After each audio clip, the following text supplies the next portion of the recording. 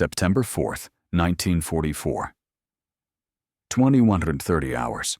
Supreme Headquarters Allied Expeditionary Force, Granville, France. General Dwight D. Eisenhower sits alone in his command trailer, reading an intelligence summary that will reshape how he understands his most controversial generals. His cigarette burns forgotten in the ashtray. Rain drums against the metal roof. Outside, the Allied armies have just raced 400 miles across France in barely a month, the greatest military pursuit in modern history. But tonight, in this cramped space lit by a single lamp, Eisenhower confronts an uncomfortable truth that contradicts everything American command has been assuming for months. The document in his hands contains interrogation transcripts from captured German officers. One line stops him cold. "We track Montgomery's movements constantly, Eisenhower's plans. Patton we regard as an excellent panzer commander, but he executes plans made by others." Eisenhower removes his reading glasses, pinches the bridge of his nose. For months, American commanders, Marshall included, have operated under the assumption that Germans fear Patton above all other Allied generals. They've used him as a decoy, sent him on visible trips to confuse German intelligence, made him the centerpiece of Operation Fortitude. The entire deception strategy for D-Day rested on the belief that Germans considered Patton too important to leave in England doing nothing. But this interrogation transcript, corroborated by captured German intelligence reports, tells a different story. A story that will force Eisenhower to confront the gap between American mythology and German reality. Between what makes headlines at home and what actually influences enemy decisions. He lights another cigarette, pulls out his personal notepad, and begins writing observations he'll never share publicly. What follows will become one of World War II's most carefully guarded secrets, a truth so politically sensitive that it won't fully emerge until declassification decades after everyone involved is dead. The walls of Eisenhower's trailer are covered with maps showing the broad front advancing into Germany, blue arrows for Allied units, red for German positions. But tonight, the maps feel like lies by omission. They show force dispositions, but not the psychology behind them. Terrain and logistics, but not perception and fear. Eisenhower has commanded millions of men across 2 continents. He's navigated impossible political waters between Churchill and Roosevelt, between British prestige and American power, between Montgomery's methodical caution and Patton's aggressive improvisation. But he's done it all believing certain fundamental truths about how the enemy sees his generals. Now those truths are crumbling. He opens his files on Operation Fortitude, the elaborate deception that convinced Germans the main Allied invasion would hit Pas-de-Calais, not Normandy. Patton was the linchpin. They created a fictitious 1st U.S. Army group, put Patton in command, fed false intelligence through double agents. The logic seemed unassailable. Germans respected Patton so much, they'd believe any invasion he led must be the real one. Except German intelligence records captured after D-Day tell a different story. They mentioned Patton only in passing. They obsessed over Montgomery's location. They bombarded their agents with questions about Eisenhower's plans and Montgomery's movements. Patton? An afterthought in their reports until August 1944, when Third Army's breakout at Avranches finally forced them to pay attention. The cognitive dissonance is staggering. Eisenhower stubs out his cigarette, immediately lights another. His hands, usually steady, show the slightest tremor. Outside, his chief of staff, Walter Bedell Smith, approaches through the rain. Eisenhower can hear his footsteps on the wooden duckboards. He knows what's coming. Smith has read the same intelligence reports. They need to talk about what this means for current operations, for fuel allocations, for the strategic arguments consuming Allied command. Smith enters without knocking. Water drips from his cap. He sees Eisenhower's expression and knows immediately that the Supreme Commander has reached the same conclusions. "Beetle," Eisenhower says quietly, "we've been fighting the wrong war." To understand Eisenhower's realization that September night, you need to understand how deeply American command had invested in the Patton mythology. It started in Tunisia, March 1943, when Eisenhower sent Patton to take command of Temujin's Corps after the humiliating defeat at Kasserine Pass. Patton transformed demoralized troops into an effective fighting force. When the Second Corps achieved America's first victory against experienced German forces at El Ghoutar, U.S. commanders saw it as validation of Patton's aggressive leadership. But captured German records from Tunisia tell a different story. German commanders barely noticed who was in charge. Their reports mention American forces without ever naming Patton. One German division commander later wrote that American attacks under Patton were hesitant and missed great opportunities. They failed to seize weakly defended high ground that would have threatened the entire Axis position in southern Tunisia. The first time Patton's name appears in German intelligence documents. Mid-May 1943, in a routine notation that he'd taken command of 2 Corps, by which time Patton had already left to prepare for Sicily. The comment called him an energetic and responsibility-loving command personality, the kind of bland observation applied to dozens of Allied officers. In Sicily, Patton raced to Palermo and beat Montgomery to Messina. American press celebrated it as a brilliant campaign. But German commanders were unimpressed. They'd already abandoned Palermo. One German division commander called Patton's Sicily performance hesitant and predictable, noting that Americans only attacked after heavy artillery preparation, giving Germans time to consolidate defensive positions. Yet back in Washington and London, Allied command saw something different. They saw Patton's aggressive personality, his dramatic leadership style, his rapid advances. And they projected onto Germans the same awe they felt themselves.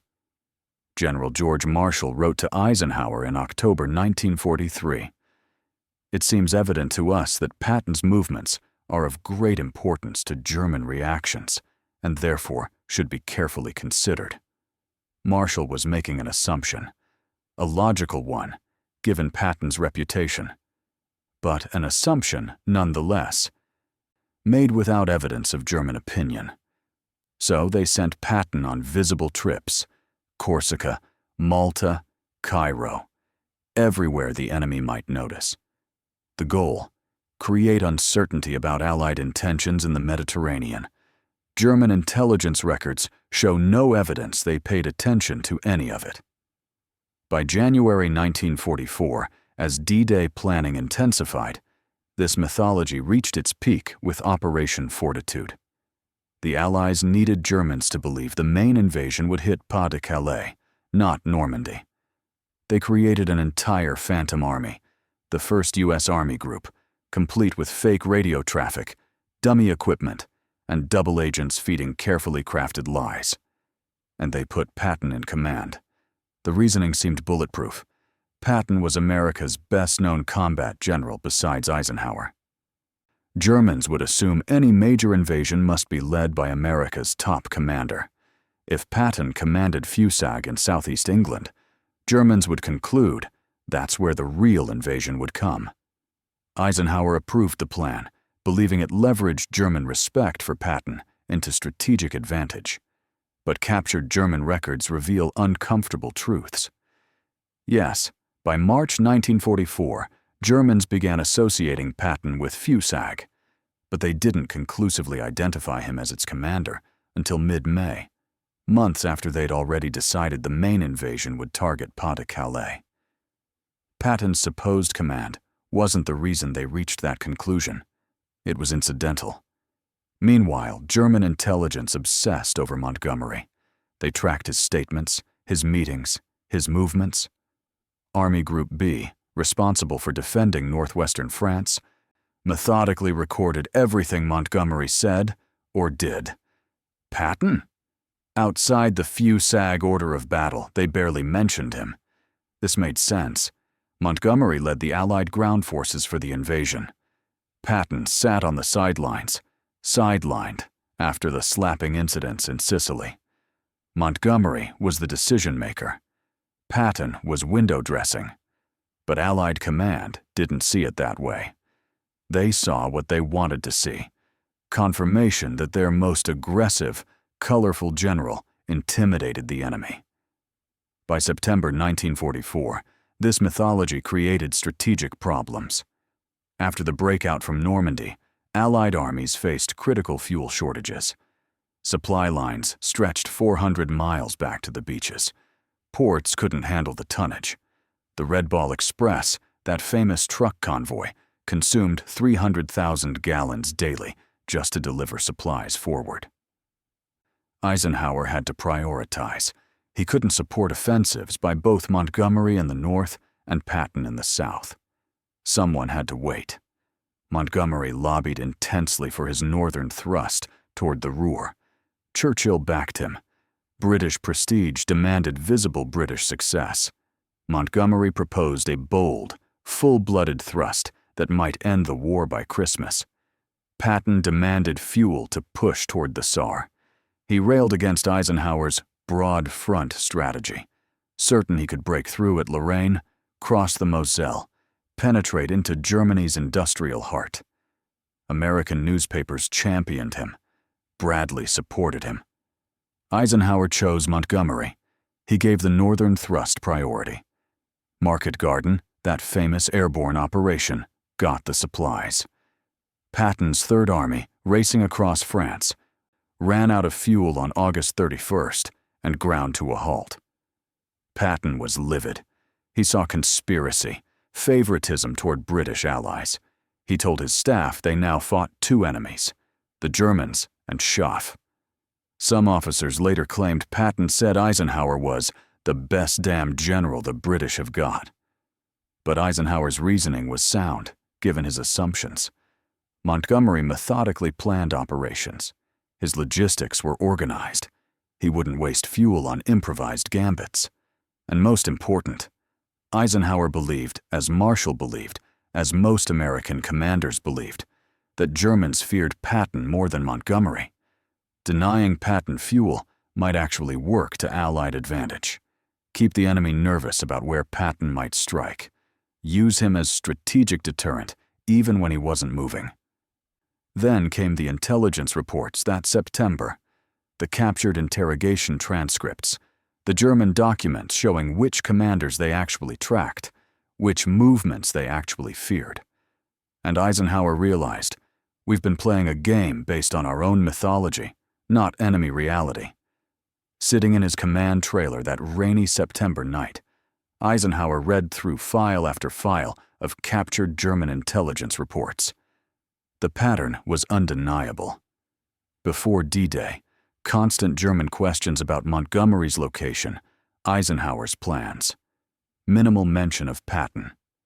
During Normandy, obsessive tracking of Montgomery's 8th Army positions. Concerns about Montgomery's next objective. Patton barely registered until 3rd Army's breakout at Avranches in late July. After the breakout, finally, attention to Patton, but not fear. Respect.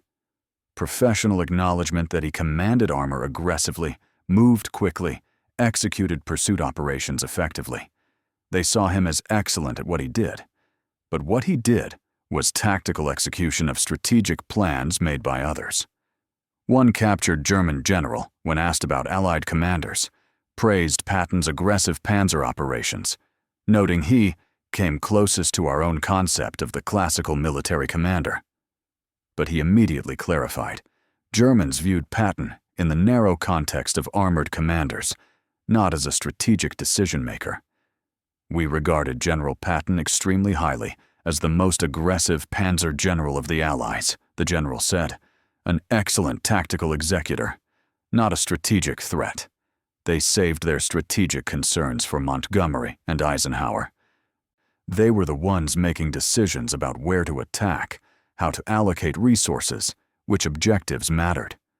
Patton was dangerous when given a mission, But Montgomery and Eisenhower determined what those missions would be. The cognitive dissonance hit Eisenhower hard. American press portrayed Patton as the general Germans most feared. American soldiers believed it. Allied command structured operations around it. But German generals told a different story.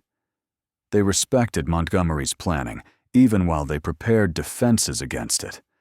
They could predict his buildup patterns, calculate his supply requirements, position forces accordingly. But they respected the threat he represented. Methodical, overwhelming force applied with scientific precision. Patton? They acknowledged his tactical brilliance, his boldness, his willingness to take risks. German doctrine wouldn't allow, but they didn't lose sleep over him the way American mythology suggested.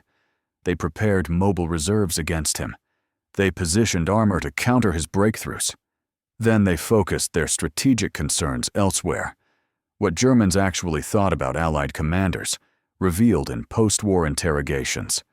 On Montgomery, a dangerous, methodical planner who would grind them down with superior resources.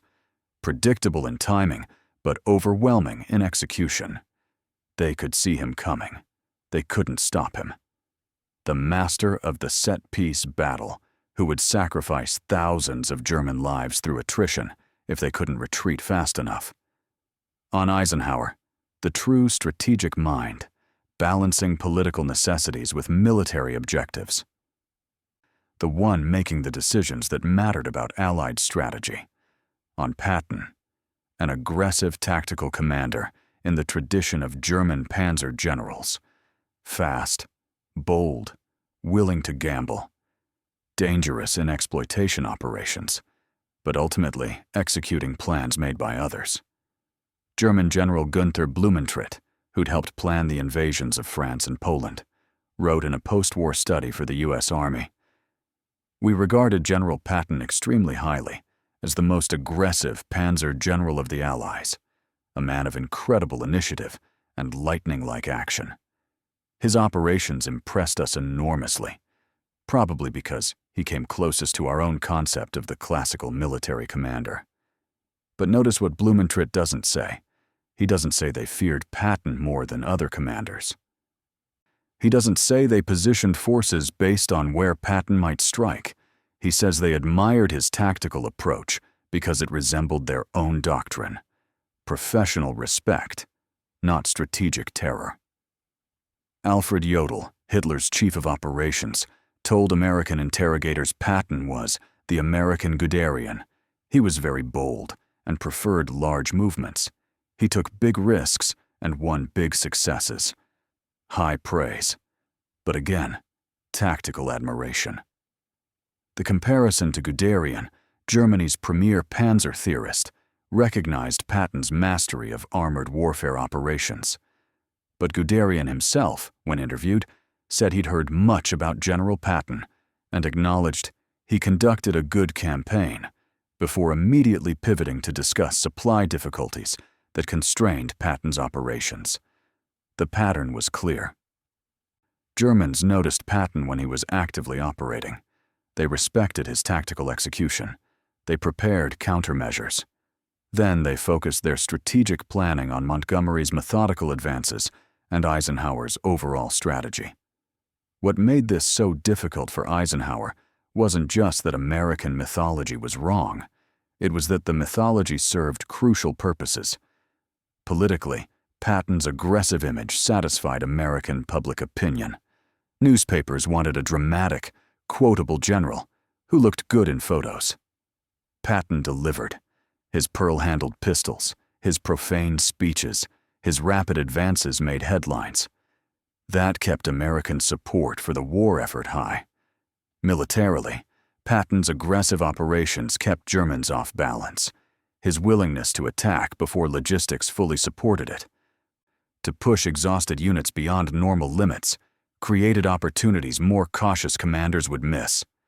The Battle of the Bulge would prove this definitively when Patton turned his entire army 90 degrees in 48 hours and relieved Bastogne, a maneuver German planners assumed would take a week minimum.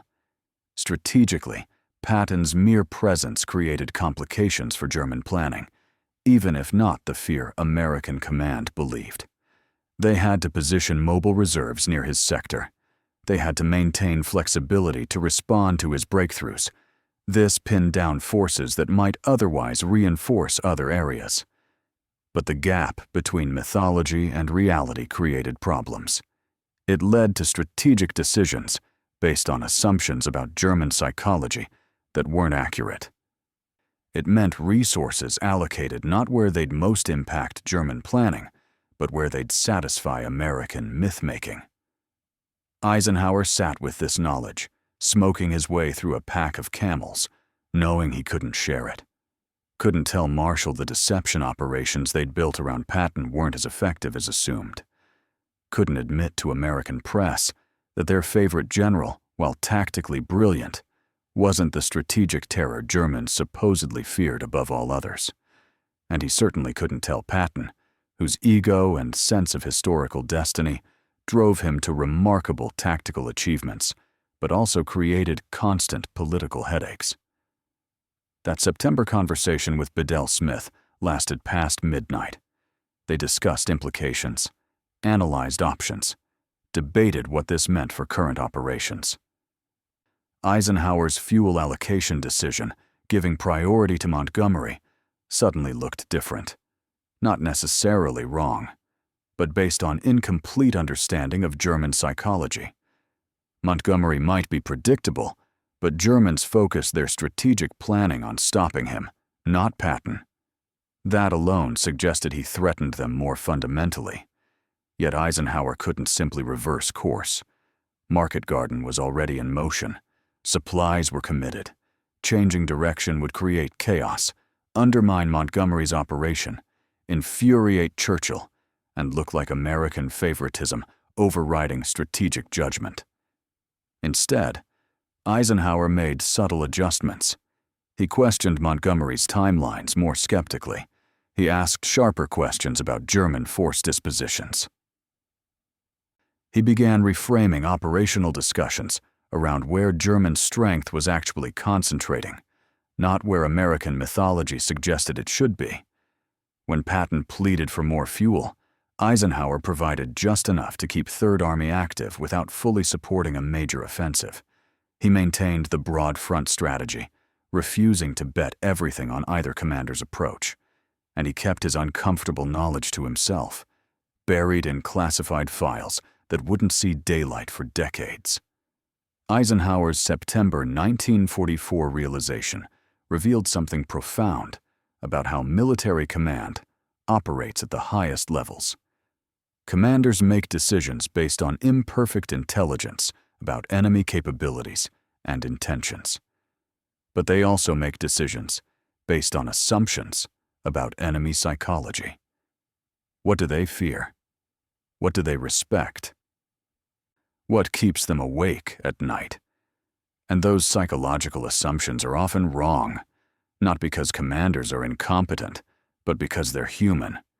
They project their own values onto the enemy. They believe their own mythology. They see what they want to see. American command saw Patton's aggression, his dramatic personality, his tactical brilliance, and assumed Germans must fear him above all others. Why wouldn't they? He embodied American dynamism, the aggressive spirit that was transforming the war's tempo. But Germans, trained in Prussian military doctrine, valued different things. They respected methodical planning. They feared overwhelming resource advantages applied systematically. They worried about commanders who could coordinate complex operations across multiple armies, integrating logistics and firepower into grinding advances they couldn't stop. Montgomery represented that threat more than Patton. Not because Montgomery was more brilliant tactically, Patton almost certainly was the better tactical commander, but because Montgomery's approach aligned with what German military culture understood as strategically decisive. Set-piece battles, overwhelming preparation, methodical advance. The British approach to warfare, ironically, looked more professionally dangerous to German eyes than American improvisation. This created a paradox. Patton achieved more rapid tactical success, but Germans worried more about Montgomery's slower, heavier hammer, because they understood Montgomery's hammer, could calculate its impact, and knew they couldn't stop it. Patton was unpredictable, yes, but unpredictability, while tactically dangerous, wasn't strategically decisive if the strategic decisions were made by others. 3 months after Eisenhower's uncomfortable September realization, the Battle of the Bulge validated both what he'd learned about German perspectives and Patton's unique tactical value. On December 16, 1944, Germany launched its last desperate offensive, smashing through American lines in the Ardennes. Hitler gambled everything on speed and shock, hoping to split the Allied armies, capture Antwerp, and force a negotiated peace. Eisenhower immediately saw the danger. At the crisis meeting in Verdun on December 19th, he needed someone to execute the impossible. Turn an entire army 90 degrees in winter conditions, march them 100 miles over icy roads, and attack into a fluid battle with minimal preparation. He turned to Patton. "George, I want you to command this move. Make a strong counterattack with at least 6 divisions. When can you start?" Patton's reply became legend. "As soon as you're through with me." He'd already prepared 3 contingency plans. He could attack in 48 hours. The room fell silent. Even for Patton, this seemed impossible. Moving an entire army that distance, in winter, through chaos, then attacking immediately. German planning staffs calculated it would take a week minimum. Patton did it in 2 days. Third Army hit the southern shoulder of the Bulge on December 22nd, 6 days after the German offensive began. The impact was devastating, not just tactically, but psychologically. German commanders panicked. Captured communications showed them screaming for reserves to block Patton's breakthrough sector. They pulled forces from other areas, disrupted their own offensive timelines, created vulnerabilities elsewhere. The entire southern shoulder collapsed, not because Patton's divisions were larger or better equipped, but because German commanders committed disproportionate strength to containing him. For the first time, Eisenhower saw German behavior that matched American mythology. They did fear Patton's breakthrough potential. They did commit reserves frantically to stop him. But, and this was crucial, they only did so when Patton was actually operating aggressively in conditions that prevented careful defensive preparation. The Battle of the Bulge created exactly those conditions. Fluid battle, stretched German supply lines, American forces trapped and needing relief. No time for methodical defensive setup. That was Patton's true value. Not strategic terror that paralyzed German planning, but tactical exploitation that created chaos when conditions were right. He was the commander you wanted when the enemy was off balance, overstretched, vulnerable to aggressive moves they couldn't prepare against. Montgomery was the commander you wanted for planned operations, requiring meticulous coordination. Patton was the commander you wanted for crisis response, requiring improvised aggression. Eisenhower finally understood the distinction, and it would shape how he employed both men through the war's final months. When Germany surrendered in May 1945, the mythology around Patton's impact on German fears remained intact.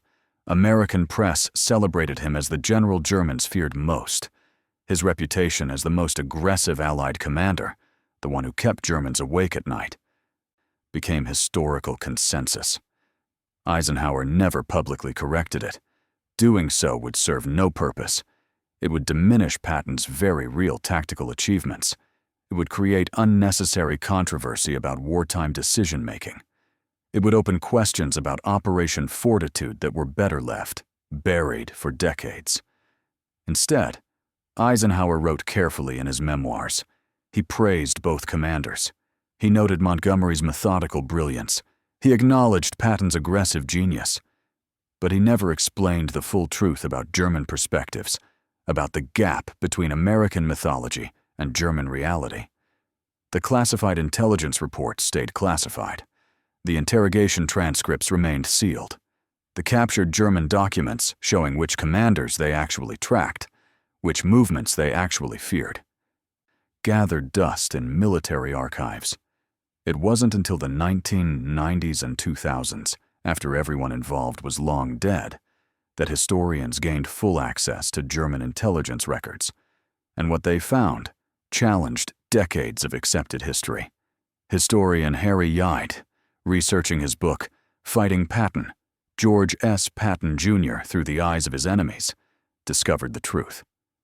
General Patton was not, as his biographer Martin Blumenson wrote, a hero even to professional German officers who respected him as the adversary they most feared in battle. Nor was he, as Ladislas Farrago claimed, regarded by Germans as their most dangerous opponent. The Germans tracked Montgomery's movements obsessively. They viewed Patton as an excellent tactical commander, admirable for his aggressive panzer operations, but not the strategic threat American mythology portrayed. Yaid's research confirmed what Eisenhower had discovered that September night in 1944. We'd been believing our own propaganda. In the end, what Eisenhower discovered wasn't that Patton was less valuable than mythology suggested. Patton's tactical genius remained undeniable. His ability to exploit opportunities, to keep forces moving despite logistics challenges, to inspire aggressive action from his troops, these were real and decisive contributions. What Eisenhower learned was that enemy perception matters more than friendly mythology. That the story you tell yourself about what frightens the enemy might be comforting, politically useful, good for morale. But if it doesn't match enemy reality, basing strategic decisions on it leads to misallocated resources and missed opportunities. He learned that different commanders have different values in different circumstances. Montgomery's methodical approach, while slower and more cautious, created the kind of overwhelming threat that German military doctrine understood and couldn't stop. Patton's aggressive improvisation created tactical chaos that Germans admired but could prepare against, except when conditions prevented that preparation. He learned that command at the highest levels requires distinguishing between what you want to believe, what serves political purposes, and what's actually true. And sometimes those three things don't align. Most importantly, Eisenhower learned that the most effective strategy often remains unspoken. He never publicly admitted the gap between mythology and reality about Patton's impact on German fears. That silence served the war effort better than uncomfortable truth. The intelligence report stayed buried. The interrogation transcripts remained classified. Eisenhower took his full understanding to the grave in 1969. But that September night in 1944, in a rain-soaked command trailer in France, he confronted a truth that reshaped how he understood psychological warfare and enemy perception. Sometimes your most aggressive commander isn't the one the enemy fears most. Sometimes methodical planning intimidates more than tactical brilliance. Sometimes the mythology that serves morale doesn't match the reality that determines strategy. And sometimes, the best decision a commander can make is to keep that knowledge to himself. Adjust his strategy quietly and let history believe the comfortable story rather than the complicated truth. In the files Eisenhower kept in his personal safe, never shown to his staff, never shared with historians, he wrote one line that captured everything. Patton's value was never in making Germans afraid of where he was. It was in what he achieved when we gave him the opportunity to exploit their weaknesses. The mythology served our purposes, but not in the way we thought. And that distinction made all the difference. The page sits in darkness still, in archives few historians have fully excavated. A reminder that in war, as in peace, the stories we tell ourselves matter less than the uncomfortable truths we're willing to face. Even if we face them alone, in the rain, at midnight. With only a cigarette for company and the weight of millions of lives depending on getting it right.